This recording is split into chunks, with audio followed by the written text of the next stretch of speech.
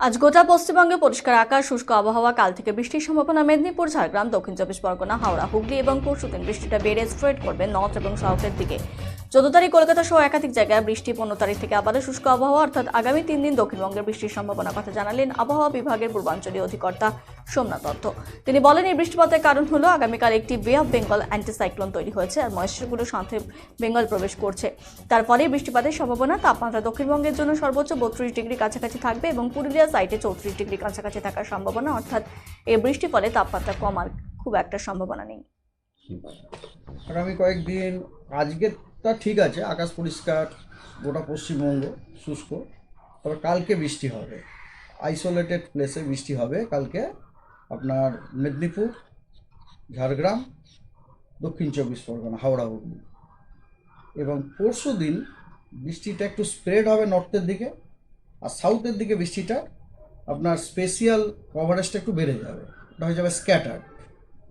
আর তার ওপরটাই হবে তারপরের দিন, মানে আমি এটা বলে 14 তারিখে এরকম হবে, স্পেশিয়াল কভারেজটা বেড়ে যাবে আর কি। হ্যাঁ, মানে দুটো মেদিনীপুর, দুটো চব্বিশ পরগনা, কলকাতা, এগুলোতে আপনার স্ক্যাটার্ড হয়ে যাবে। আর তার উপরে যে কতগুলো জেলা আছে, মানে মোটামুটি দক্ষিণের যে জেলাগুলো আর কি, ওখানে আপনার আইসোলেটেড, অন্যান্য দক্ষিণের জেলাতে আইসোলেটেড হবে। তারপরের দিন 15 তারিখে আবার ওটা আপনার আজকের মানে 13 তারিখের মতো হয়ে যাবে, মানে দক্ষিণের ওই দুটো মেদিনীপুর, দুটো চব্বিশ পরগনা এবং এই কলকাতা, দুটো চব্বিশ পরগনা কলকাতাতে আপনার আইসোলেটেড রেনফল। তারপরে আর কোনো আবহাওয়া শুষ্ক আপনার। অর্থাৎ আগামী 3 দিন দক্ষিণবঙ্গ বৃষ্টি পাচ্ছে। হ্যাঁ হ্যাঁ, আপনার স্পেশিয়াল কভারেজ মে ভ্যারি।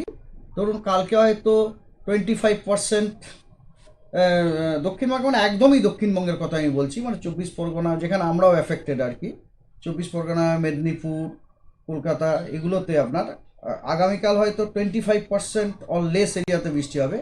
কিন্তু তারপরের দিন মানে 14 তারিখে কিন্তু 50%-এর মতো এরিয়াতে বৃষ্টি হতে পারে। সেই বৃষ্টিপাতের কারণ কি? হ্যাঁ, বৃষ্টিপাতের কারণ বলছি, সেটা হচ্ছে কি, আগামীকালেরটা হচ্ছে কি, যে বে অফ বেঙ্গলে একটা অ্যান্টিসাইক্লোন, সেটা একদমই হেডবের কাছে চলে গেছে এবং তার আউটফ্লোটা খুব সুন্দরভাবে আপনার সাউথ বেঙ্গলে যাচ্ছে, লো লেভেলে। তারপরে লো লেভেলে একটা সুন্দর ময়েশ্চার ইনফ্লো হচ্ছে সাউথ বেঙ্গলটাতে।